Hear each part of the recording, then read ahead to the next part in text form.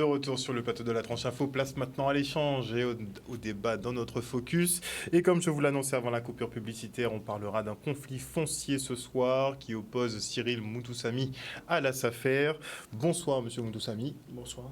Vous êtes accompagné ce soir donc d'Hubert Kaba, le porte-parole du collectif de défense mobile. Bonsoir Monsieur Kaba. Bonsoir, bonsoir à toutes et à tous. Monsieur Kaba qu'on verra ultérieurement aussi parce qu'il y a beaucoup de conflits en cours et comme je le disais, cette année on va se pencher quand même sur les actualités foncières en Guadeloupe parce qu'il y en a pas mal et il y a beaucoup de choses qui vont bouger d'ici 2025. Pour l'instant, on va se focaliser justement sur le dossier de Monsieur Cyril Moutoussamy. Je tiens à préciser que Monsieur Trèfle, Monsieur Rodrigue Trèfle, donc qui est directeur de la SAFER, est invité à répondre. Il peut répondre en direct et nous contacter au 96 10 10 s'il le souhaite ou bien demander un droit de réponse par la suite. Monsieur Moutoussamy, est-ce qu'on peut revoir donc déjà dans un premier temps la genèse effectivement de ce conflit? Quand a-t-il commencé et pourquoi? Donc mon conflit, c'est un conflit, au départ, c'était pas parti sur un conflit. Au départ, c'était parti sur une relation de confiance. Il y avait un terrain, j'étais installé en GFA sur 11 hectares. J'étais installé sur les 11 hectares en 2018. En 2018, quand j'ai été installé, j'ai pu utiliser sur le GFA que 4 hectares, parce qu'il y avait 6 hectares et quelques qui étaient occupés par des colons, des personnes qui étaient déjà sur le terrain à ce moment-là. Et ayant été menacé par les occupants, je n'ai pas été sur la deuxième parcelle, parce que c'était 2 tranches de terrain. Donc j'ai cultivé toujours 4 hectares. Mais entre-temps, comme il me fallait du potentiel, il me fallait de la terre pour pouvoir travailler, j'ai été louer un terrain dans la main de particulier. Un propriétaire, ce n'était ni la SAFER, ni la Chambre d'agriculture, c'était un particulier. Ensuite, 2 ans après avoir exploité le terrain du particulier, le particulier m'a dit qu'il veut vendre le terrain, il veut mettre le terrain à ma disposition et le vendre. Donc, comme les choses se font naturellement, il y avait mon oncle sur le terrain avec moi. Il a proposé à mon oncle le terrain. La SAFER a usé de son droit de préemption. Ils ont dit qu'ils veulent vendre pour un agriculteur ce qui correspondait à mon cas. Et je me suis on a refait une promesse de vente. On a représenté la vente chez un notaire. Et quand on a présenté la vente chez un notaire, la SAFER a préempté encore. Quand la SAFER a préempté, M. Trey s'est dirigé vers moi. On s'est vu dans les locaux de la SAFER et il m'a dit que de lui attribuer le bien, de rétrocéder le bien, de faire le propriétaire vendre le bien pour la SAFER et il va me le rétrocéder après parce que je suis un agriculteur et je suis déjà sur le terrain, de travailler le terrain, de mettre des bornes d'eau à mon nom, d'agir sur le terrain en tant que propriétaire et que lui va me le rétrocéder, de lui faire confiance. Donc, innocent comme j'étais, et quand je l'ai vu, il m'a dit ça devant un témoin aussi. Il y avait c'était pas un directeur de cabinet, il s'appelait M. Daniel Arekion. C'était la personne qui était là, qui faisait la correspondance avec lui et moi. Et il m'a garanti à 99% que le terrain, il me le redonne. Donc, j'ai fait confiance. Mon problème est parti sur une relation de confiance. Parce que je me suis dit, comment se fait-il qu'un PDG, président, directeur général, manque de parole à ce point-là? Je me suis dit, c'est pas possible. Et je suis un agriculteur qui veut travailler. Et j'estime qu'il y a des choses qui ne se font pas. La parole d'un homme, c'est tout son honneur. Donc pour résumer rapidement, on vous a attribué donc 11 hectares de terrain. Vous étiez dans l'impossibilité d'utiliser les 11 hectares puisque 6 d'entre eux étaient occupés illégalement. Vous n'avez pas pu donc cultiver cette terre-là. Et pour pallier à ça, vous avez loué un terrain à une personne pendant un certain nombre d'années. Cette personne vous a fait une promesse de vente du terrain. Ça fait un peu amener. Et vous êtes passé, on va dire, vous êtes passé entre guillemets par la SAFER pour faciliter la transaction. Il faut que ce soit honnête. Pour que ça se fasse dans les règles. Et donc la SAFER devait vous rétrocéder le terrain par la suite, ce qui n'a pas été fait. Et c'est là que... Non, c'est pas... Ça a été fait. Le terrain est passé en appel à candidature. Le terrain... Donc la SAFER a acquis le terrain. La SAFER a acquis le terrain par mon biais. J'ai dit au monsieur de vendre la SAFER, je me porte garant, que j'ai la parole du PDG de la SAFER, que... Il peut vendre son bien, il peut me faire confiance, j'en fais mon affaire pour que la SAFER puisse me rétrocéder le bien. La SAFER fonctionne en avis d'appel à candidature. Ils présélectionnent des candidats, ils choisissent un candidat et sous réserve de financement. Ben, sur les 39 personnes, j'ai été retenu 2 fois. Il y avait une première présélection, j'étais retenu dans les 3 personnes et dans la sélection, j'étais retenu. Et après, la machination trèfle s'est mise en route sur moi parce qu'il y a des choses qu'il m'a demandé que je n'ai pas voulu accepter après. Monsieur Kaba va rentrer dans les détails. D'accord, donc on va dire que sur toute la partie légale, donc l'appel d'offres a été fait. Ça a été fait. L'appel à candidature. Oui. Vous avez candidaté pour. Oui. Vous avez été sélectionné. Oui. Mais qui dit que vous n'avez pas été facilité puisque vous êtes à l'origine de l'acquisition du terrain? Je suis à l'origine de l'acquisition du terrain. J'ai eu un avis favorable du comité technique. Mais après, ce monsieur Treff a fait un tas de montage de papier pour dire que je dispose des 7 hectares et que mon assiette foncière est trop grande, alors que je ne disposais pas. Et il y a un calcul que j'ai jamais compris. Entre 3 hectares 89 et 10 hectares et quelques, ça ne dépasse pas le seuil de 15 hectares. Et malgré ça, il a réussi à faire voir au comité technique que ça fait dépasser 15 hectares. D'accord. Donc là, vous nous ajoutez un autre élément pour que les téléspectateurs comprennent bien. Donc techniquement, vous avez droit à une certaine surface de parcelle. Oui. Donc 15 hectares maximum. On dit que c'est viable pour un agriculteur d'avoir 15 hectares. À 15 hectares, c'est viable pour lui. D'accord. Donc est-ce que c'est le maximum? C'est pas le maximum. C'est pas le maximum, on est d'accord. Il y a des gens qui ont beaucoup plus. Mais pourquoi vous, ça pose un problème? Parce que vous aviez 11... on déduit 6, il en reste 5, vous en avez réacquis 6. 3 hectares 89, 4 hectares. 4 hectares? Ouais.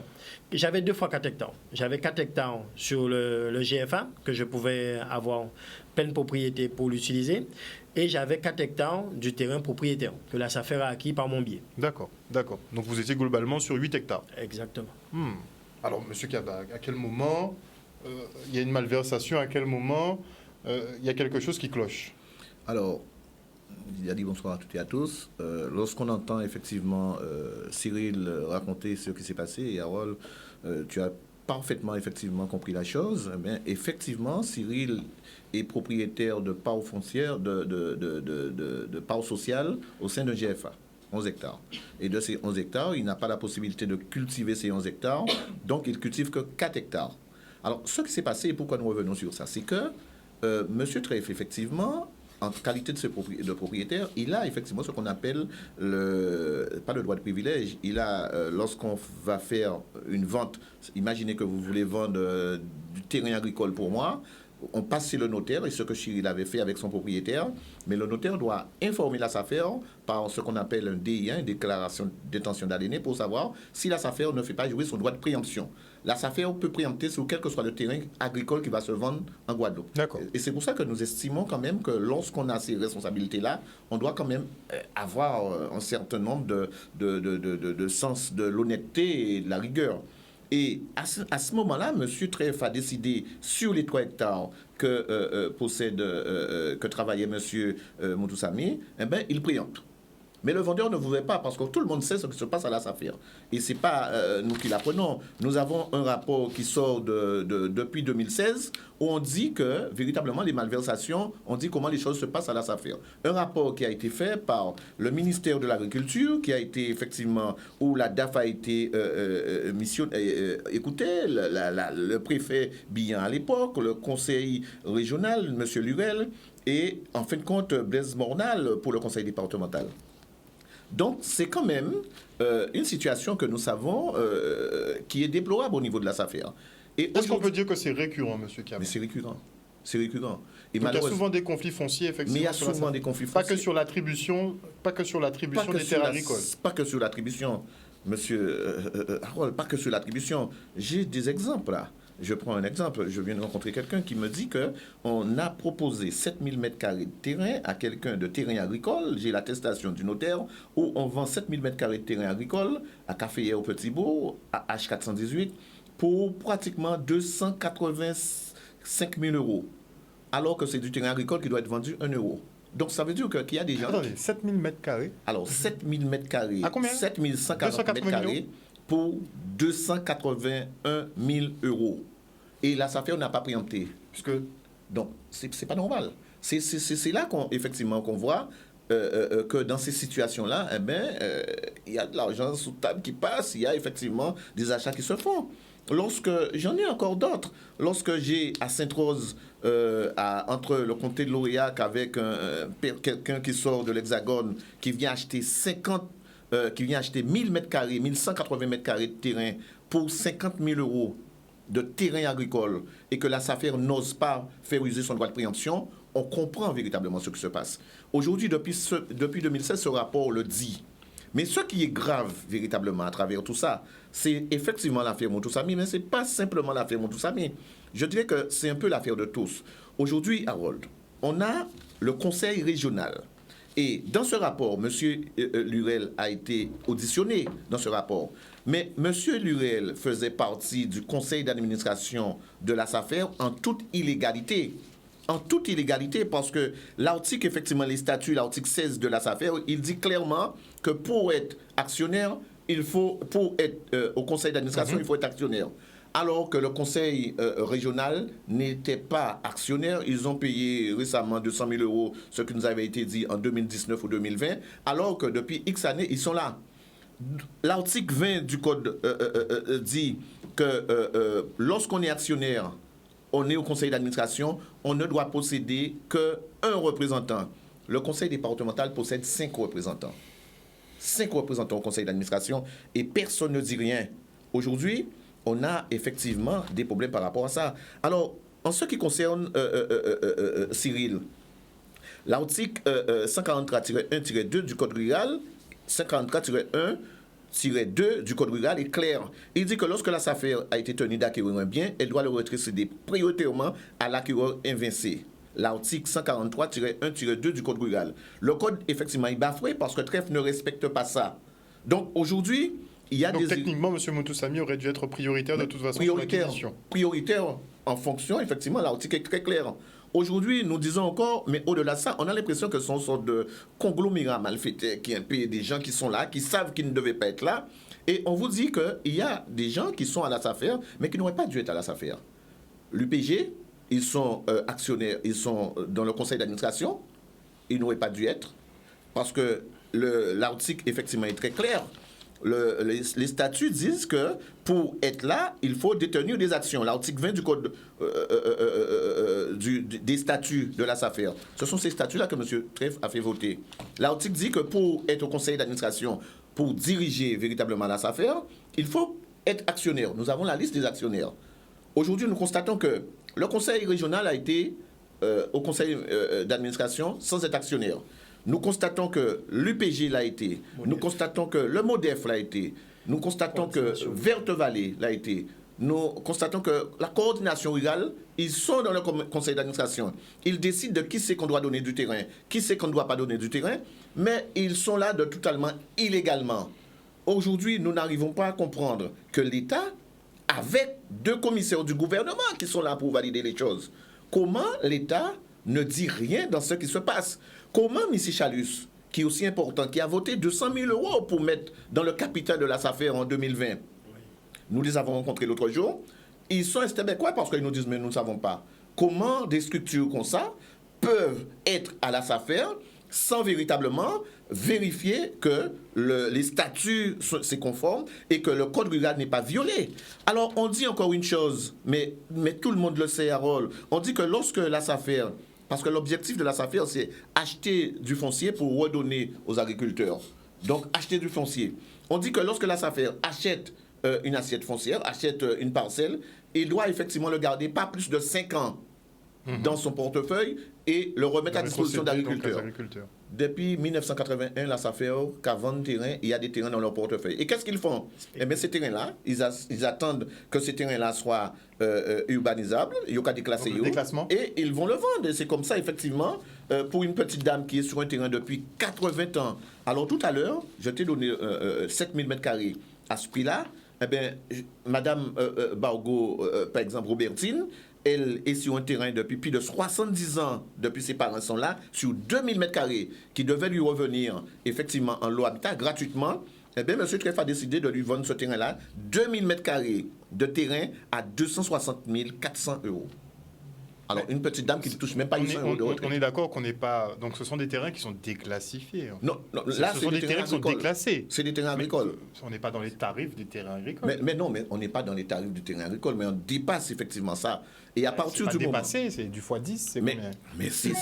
Alors, c'est pour cette raison-là que je dis que je suis étonné de ce silence complice, effectivement, des élus.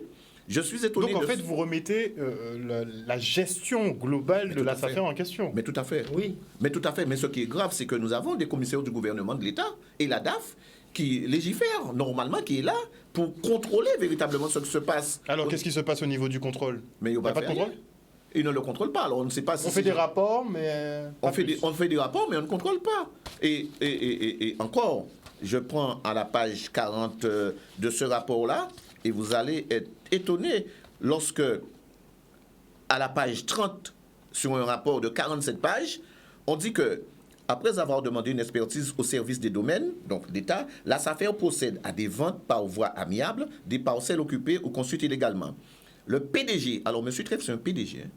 Vous avez dit tout à l'heure le directeur, mais ce n'est pas le directeur, c'est le président directeur général. Il est le président directeur général de la SAFER. Il a choisi de l'être. Il y avait une directrice avant. Il a décidé d'envoyer effectivement la directrice parce qu'il estimait qu'il faut qu'il soit PDG. Le PDG de la SAFER est l'unique interlocuteur des occupants en place. Ce n'est pas nous qui le disons. Hein. Et ça dit, ce système n'est pas sain car il laisse à un homme seul une totale autonomie de négociation sans aucun contrôle, sans transparence, laissant ainsi la porte ouverte à toutes les suspicions et ragots. L'image de la SAFER est d'ailleurs profondément affectée. Ce n'est pas nous qui le disons. Depuis 2016, c'est écrit. Un PDG ne peut mener à seul un tel projet. C'est pourquoi le recrutement d'un directeur ayant une vision extérieure, rompue au management et aux pratiques de négociation, connaissant bien les aspects juridiques, s'avère indispensable à très court terme. Il pourra compter sur l'appui de l'administration et du FN SAFER, c'est la Fédération des SAFER. Harold, tout est su, tout est dit. Sauf qu'aujourd'hui, on attend effectivement que les gens soient bafoués. On attend qu'on s'arrête et qu'on arrive effectivement à prendre en pugilat des jeunes agriculteurs comme véritablement Cyril. Et on fonctionne dans une irrégularité des plus totales, avec une sorte de mercenaire, avec quelqu'un qui véritablement est là pour faire ses affaires personnelles. Alors mais, M. Capa, j'aimerais bien qu'on s'arrête un instant sur le rôle effectivement premier de la SAFER, donc acquisition finalement de foncier et rétribution de foncier. Oui. Vous nous avez donné le cas justement d'une occupante. Donc si je dois reprendre le cas de cette occupante, ça veut dire que la SAFER a un droit de préemption donc sur tous les terrains indivis alors. Alors, à partir du moment qu'un terrain est classé en zone agricole, la SAFER effectivement détient le droit de préemption sur ce terrain-là. Mais qu'il soit occupé ou non, puisque vous nous dites qu'on a fait une offre justement à cette dame. Que ce soit occupé ou non, parce que, vous savez, en période après, tout de suite après l'esclavage, il y a eu des gens qui, lorsqu'il y avait des centaines d'usines ici, qui mettaient en valeur les terrains et qui travaillaient ces terrains-là. Et lorsque les usiniers sont partis, il y a beaucoup d'agriculteurs qui sont installés sur les terrains et qui sont là.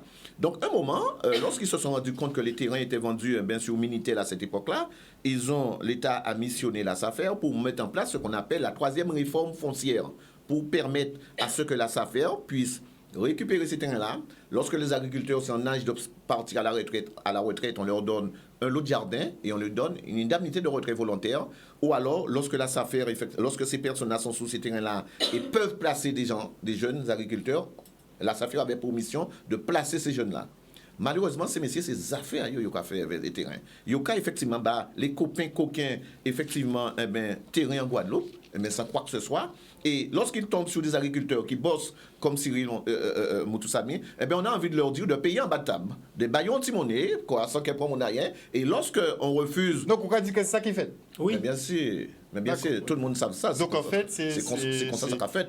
Donc, vous avez refusé la rétrocommission, c'est ça? Tout à fait. Exactement. J'ai dépensé beaucoup sur le terrain. Ce n'est pas un terrain qui appartenait à la SAFER. Ça n'appartenait pas à la SAFER. Mais, Harold, sans même entendre Cyril, lorsque l'objectif de la SAFER, c'est de permettre à ce que des agriculteurs soient sur les terrains. Et lorsque il y a un agriculteur qui travaille déjà un terrain, et le terrain est travaillé, et que la SAFER vient pour dire « laissez-moi acheter en qui revendent les barres », ça veut dire qu'ils savent pourquoi, entre qu'il a acheté, qu'il a une propriété au prix bailli, et bien qu'il passe entre-temps.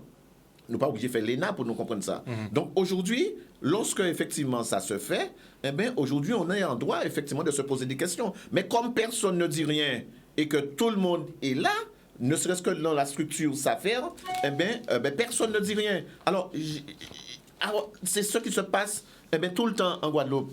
Mais je vous dis ce qui s'est passé pour sur ça et pour vous dire. On va marquer une petite page de publicité, donc on va revenir sur ce dossier-là. Une petite question à M. Moutoussamy pour que les choses soient claires avant qu'on se quitte. La SAFER a acquis le terrain, donc elle a acheté ce terrain. Oui. Combien 26 000 euros. 26 000 euros. Oui. Et vous deviez le racheter à ce même prix ou au même avec prix avec 2% en plus pour les charges qu'elle a supportées. Donc 2% en plus. 2%. Ok. Donc c'était pas, on n'a pas doublé le montant, triplé le montant. Non. C'est pas à ce niveau-là le problème. Non, le problème, ça n'a pas été un problème à ce niveau-là. Okay. Concernant ce terrain-là. Donc il y a peut-être d'autres problèmes alors. Ouais. Il y en a. Ok. On se quitte pour une petite page de publicité et on revient donc avec nos invités en plateau, dont Cyril Moutoussamy qui est actuellement en conflit donc avec la SAFER. À tout de suite. De retour dans le Focus, nous sommes toujours en présence de Cyril Moutoussamy, exploitant agricole, actuellement en conflit avec la SAFER. Il est en présence d'Hubert Kaba, porte-parole du collectif de défense mobile. Avant la coupure pub, M. Kaba, justement, vous allez nous parler d'un autre dossier problématique par rapport à la SAFER. Ah oui, tout à fait. Vous savez, il y a tellement de choses à dire. Et moi, je me demande comment on peut être silencieux, que ce soit au niveau de l'État ou au niveau effectivement de nos élus. Juste avant de parler de ça, je reviens un peu sur les statuts de la SAFER, les statuts qui ont été votés par le président en place, où il est clairement dit que la SAFER doit jouer un rôle pivot pour le développement de l'agriculture, le renouvellement des générations, la régulation et la maîtrise du marché foncier rural, le développement local et la préservation de l'environnement. Aujourd'hui, nous ne pouvons pas comprendre non plus que les élus sont là. Nomination à l'article 18 des statuts qu'ils ont votés. Nomination des représentants des collectivités et organismes publics ou privés. Les collectivités, établissements et organismes publics ou privés faisant partie du conseil d'administration sont représentés aux délibérations du conseil par une personne ayant reçu pouvoir à cet effet et désignée en principe à titre permanent. Comment comprendre que malgré ça, nous avons le conseil départemental qui a 5 personnes. Aujourd'hui, ça ne dérange pas Trèfle, ça ne dérange pas Mornal, ça ne dérange personne. Mais, alors, j'allais vous dire, lorsqu'on parle effectivement de Moutoussamy, nous avons un document où, alors qu'on cherche à dire que Moutoussamy, il est la victime de ce droit de préemption, où il y a quelqu'un, mais c'est un agriculteur, la différence avec Moutoussamy, c'est que Trèfle peut-être l'aime un peu plus que Moutoussamy, qui loue 3 hectares de terre. Nous sommes à Anse-Bertrand, dans les mains de la SAFER. Et que sur ces 3 hectares-là, il y a effectivement des arbres que cette personne-là s'est mise à défricher sans demander d'autorisation à l'ONF. Les agents de l'ONF sont passés et on a adressé un procès verbal à cette personne-là de 42 792,40 €. Ah, quand même. Donc, il y a un procès verbal. Mais alors, tu sais qui c'est qui a payé ce procès verbal?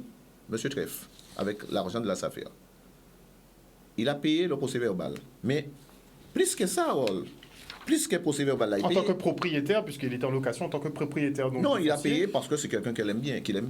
Donc il n'était pas en obligation de payer. Il n'avait pas le droit de payer. Ça, c'est du détournement de fonds que nous signalons, que nous le disons. Et nous espérons que qui de droit, effectivement, prendra en compte. Lorsqu'on est sur un terrain, on travaille sur le terrain, on est responsable de ce terrain-là. Et que par conséquent, dans ce cas-là, la SAFER a payé ces 42 000 € là. Mais le pire, c'est que cette personne-là, qui a été effectivement, qui a eu les faveurs de la SAFER pour le paiement de cette somme, en plus du paiement de l'amende, comme il faut être fatigué pour être couper ses pieds bras là, pour être venir travailler, il a effectivement demandé à la SAFER de lui payer 21 000 €. La SAFER a payé 21 000 € pour indemnisation à des frais, à travail qu'il fait sans forcer.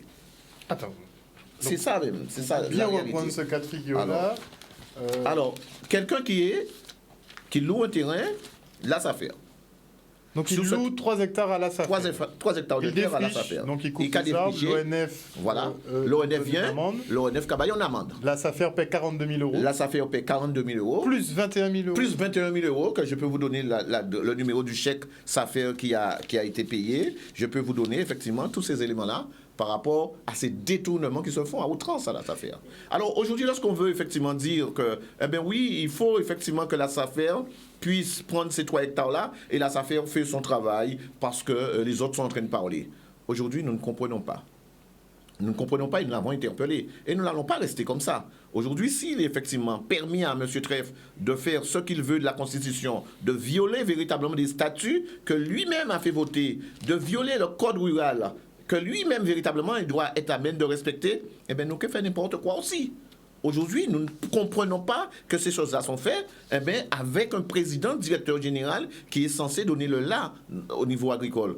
Alors vous partez peut-être un peu dans des extrêmes quand vous dites vous aurez commencé à faire n'importe quoi. Déjà, on a eu un problème devant la SAFER, puisque pendant les vacances, effectivement, j'ai eu écho et tout le monde a pu voir ces images de personnes ensanglantées devant la SAFER, puisque vous avez une altercation avec des agents de sécurité. Donc, est-ce que, quand même, on doit en arriver jusque-là, monsieur Kim? Non. On a tout fait pour ne pas arriver là. Et c'est vrai que lorsque nous disons que nous allons faire n'importe quoi, nous savons très bien où sont nos limites, mais nous disons que quand même, qui de droit, dans un moment ou un autre, dire stop. Aujourd'hui, on ne doit pas tout le temps se laisser faire et tout le temps, effectivement, accepter l'inacceptable. Même en Constitution, au niveau de la loi, ils vous disent que sur un moment, tu peux être en légitime défense. Aujourd'hui, je pense que nous sommes en état, véritablement, de dire que nous serons en légitime défense. Le 28 juillet, nous décidons d'aller à la SAFER pour demander, lorsque nous savons tout ça, audience au président par rapport à tout ce qui se passe et les nombreux dossiers que nous avons. Nous avons été reçus par 3 vigiles, armés de matraques télescopiques, armés de couteaux, pour ensanglanter, pour véritablement agresser nos mandants et les agriculteurs qui sont là. Alors, nous sommes étonnés que ces gens-là, ils sont en liberté aujourd'hui et personne ne dit rien. Nous sommes étonnés alors que lorsque c'est des élus qui sont frappés, tout le monde sort de leur réserve pour dire que ça ne doit pas se faire. Oui, ça ne doit pas se faire. Mais si c'est pas bon pour eux, nous le savons, mais aussi, on doit effectivement être outré. Aujourd'hui, ça ne va pas se faire en France. Ce PDG-là, il est tout de suite viré. Aujourd'hui, on voit un entraîneur en Europe, l'autre jour, après une victoire, il y a eu beau monde sans autorisation à monde là, tout le monde dit qu'on a fait mettre des dehors. Et ça se fait, c'est de droit. Mais ça, c'est en Espagne. Oui, mais c'est en Espagne, mais nous en Europe quand même. Nous en Europe. Oui, mais nous en Europe. France... Mais quand même, on a déjà vu moins que ça, véritablement, en France. Aujourd'hui, nous ne comprenons pas, après tout ce que nous dénonçons, soit ils auront porté plainte contre nous, parce que nous avons effectivement fabulé, ou bien soit véritablement, il y a convoqué et il y a dit comme ça qu'il faut effectivement que nous propter dans cette affaire. Une société qui a mission de service public, moi je dis, ne doit pas avoir de tel comportement. En plus de ce qui se passe sur le plan pénal, de l'agression, mais au niveau administratif, lorsqu'on se rend compte qu'on fonctionne avec quelqu'un qui est PDG d'une structure et qui a de telles pratiques et que personne ne dit rien. On voit les ministres qui viennent, qui partent. Il y a le ministre de l'Agriculture, il y a le ministre de l'Outre-mer qui était là. Aujourd'hui, personne ne dit rien sur ce que nous disons. Alors, nous avons... Est-ce que ces dossiers-là sont déjà remontés jusqu'au ministère? Alors, si ce n'est pas remonté au ministère, alors que le ministère fait un rapport d'examen de la situation de la Guadeloupe et que tout le monde est au courant, c'est que nous avons un problème. Lorsque je regarde le nombre de personnes qui ont été véritablement auditionnées, et que ces personnes-là ne disent rien du tout par rapport à ce que nous dénonçons, nous disons qu'il y a un problème dans notre petite Guadeloupe. Et lorsque j'entends les gens qui vont bientôt aux élections sénatoriales pour dire que ces gens-là, ils aiment la Guadeloupe et ils vont effectivement régler le problème, on dit qu'il faut qu'ils fassent attention.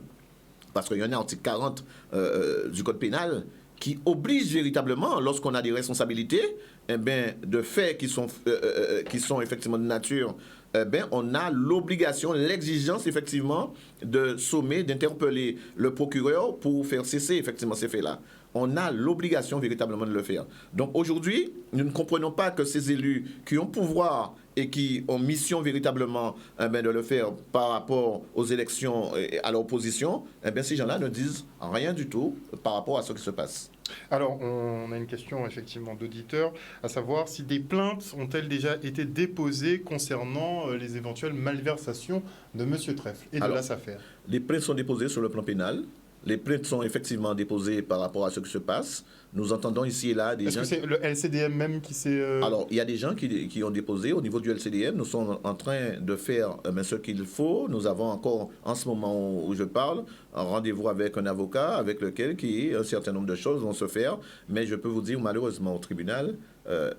c'est pas toujours celui qui gagne, qui a raison, qui gagne. Mais aujourd'hui, nous l'avons fait. Mais vous êtes quand même sur la voie légale. Nous sommes en train, effectivement, de crier et nous avons fait par dépôt de plainte. Mais à travers véritablement ce que nous disons, même si l'administré ne dépose pas de plainte, mais il y a un procureur qui doit entendre ce qu'on dit. Vous aimeriez qu'il se saisisse, s'autosaisisse de on doit certaines affaires. s'autosaisir de cela. Lorsqu'on dit un certain nombre de choses, là, on doit s'autosaisir.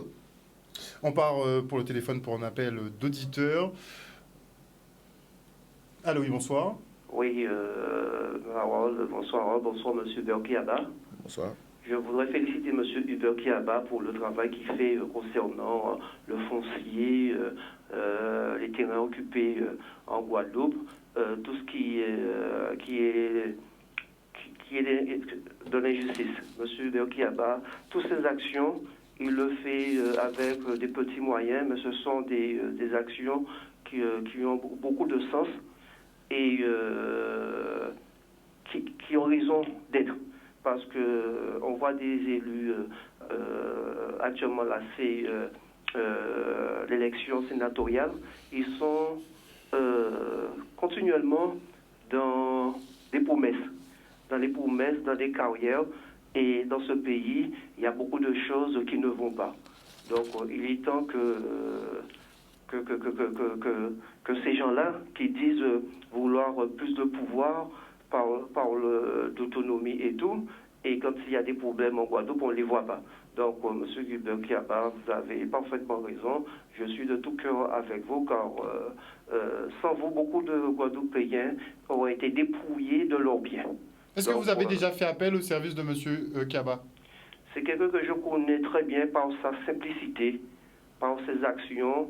C'est un grand sportif. Il était dans un club Fayamadaire. C'est quelqu'un au-delà du... Vous suivez l'homme. Enfin, vous suivez la carrière de l'homme, en tout cas. Oui, oui. Et vous saluez donc... Au-delà du côté sportif, quoi. C'est quelqu'un d'accessible, qui a le sens des relations et qui veut du bien pour sa Guadeloupe. Voilà, donc force à lui. Et puis, j'étais sur le piquet à la SAFER à Jarry. Et franchement, quoi, c'est quelqu'un qui se donne. Merci beaucoup, monsieur. Et sans rien attendre, surtout. Allez, bonne soirée. Merci beaucoup.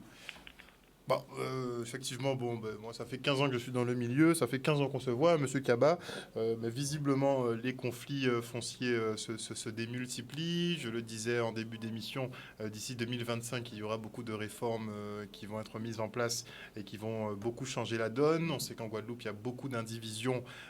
On sait que certains prennent des pieds pour régler ces problèmes-là. D'autres, effectivement, sont confrontés à la lenteur de la justice qui prend des décennies pour arriver à trancher ce genre d'histoire. Mais ça va être une grosse problématique, je pense, pour des centaines de familles guadeloupéennes. Donc, à un moment donné, il faudra quand même qu'on puisse en parler.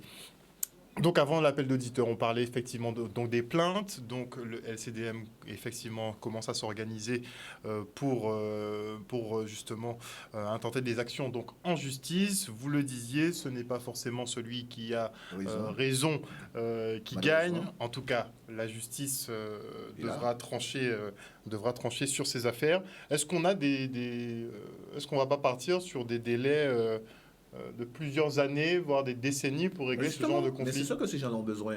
Parce que lorsqu'on se rend compte que ces choses-là se font en Guadeloupe et il dit l'autre jour, il faut déposer plainte. Mais on dit que, je suis d'accord, mais lorsque véritablement il y a un petit jeune qui va dans un magasin, qui prend quelque chose, on contrôle, on l'appelle, on l'interpelle, on dit véritablement ce qu'il doit effectivement faire. Et il faut effectivement le faire.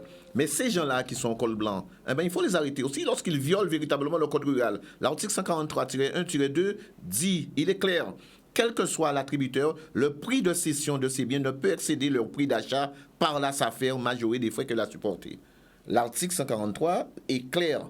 Comment comprendre que Trèfle la SAFER achète un bien 20 centimes de francs en 1981 et vient le vendre 264 000 euros maintenant, donc plus d'1 million, et que personne ne dit rien? On vous dira, c'est l'inflation, M. Kaba.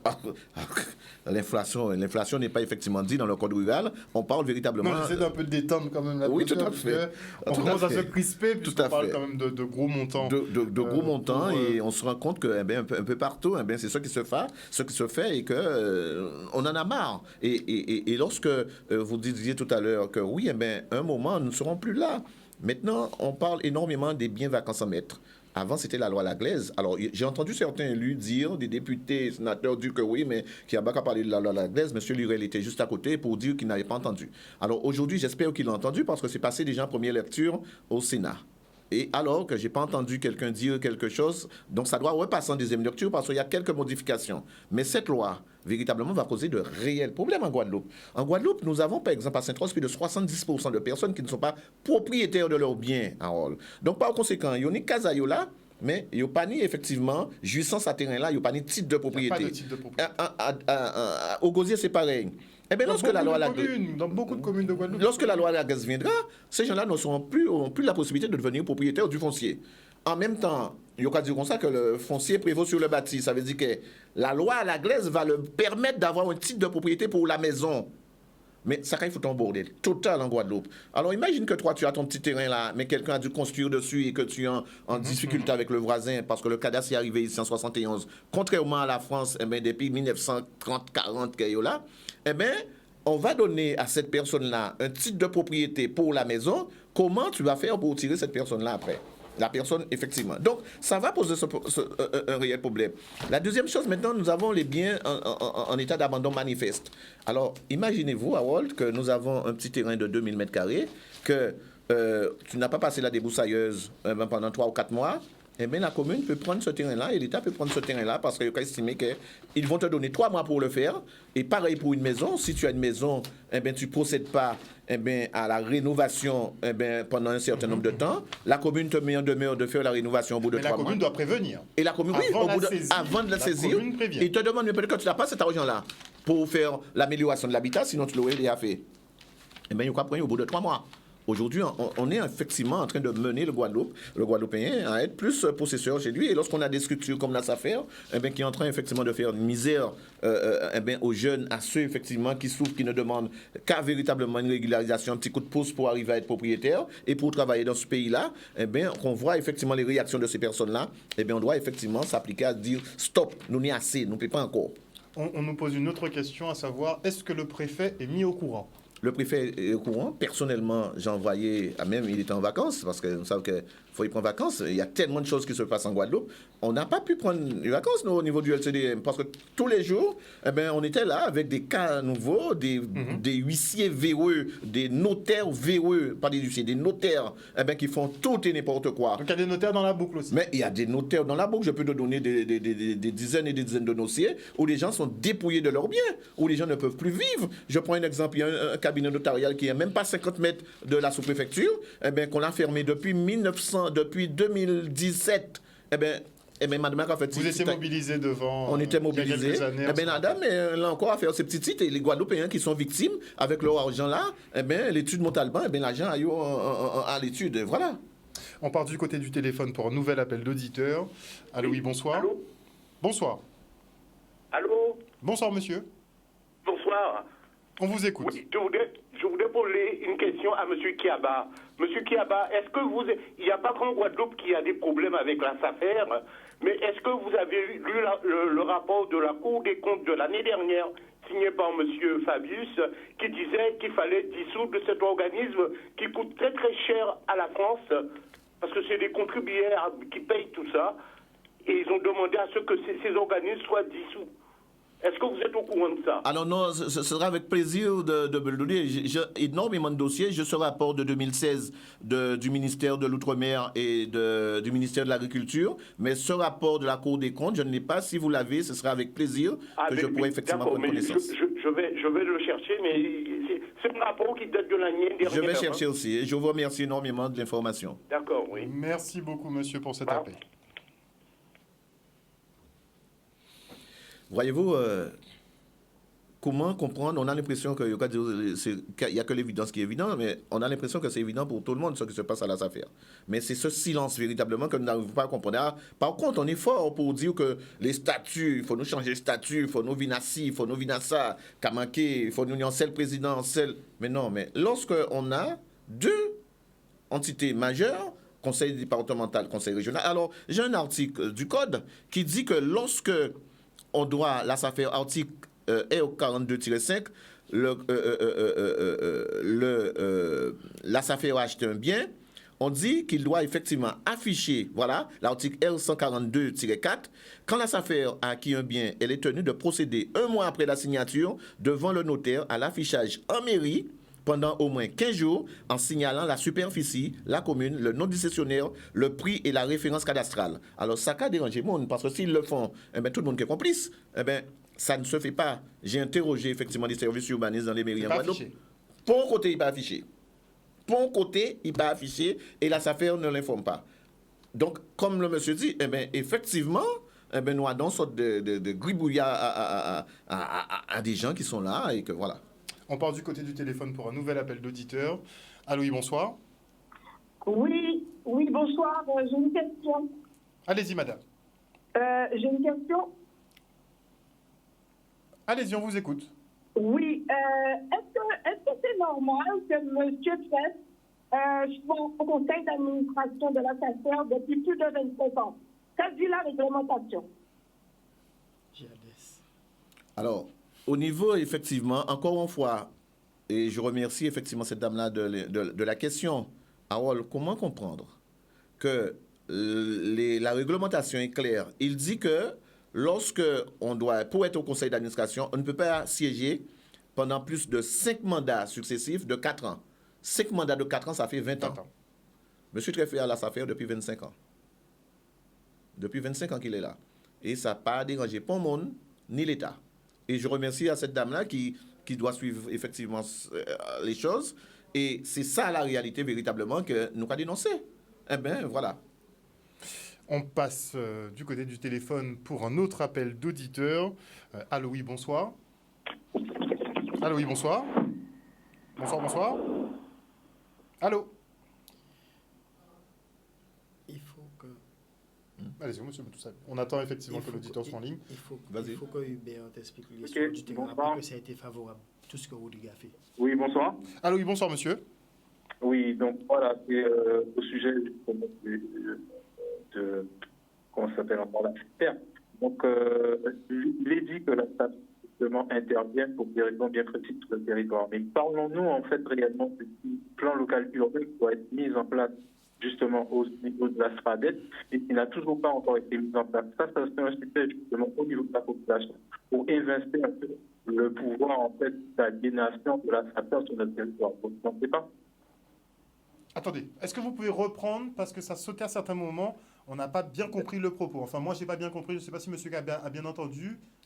Est-ce que vous avez bien entendu, monsieur? J'ai entendu, mais pas tout à fait. Voilà, on a entendu partiellement. Est-ce que vous pouvez reprendre la question, s'il vous plaît, monsieur? D'accord. Donc, la question aurait été de savoir, en fait, par rapport au plan local urbain et à la SPADET, qui sont les deux schémas, en fait, qui sont les schémas d'adaptation des technos à mettre en place sur le territoire par le biais des citoyens.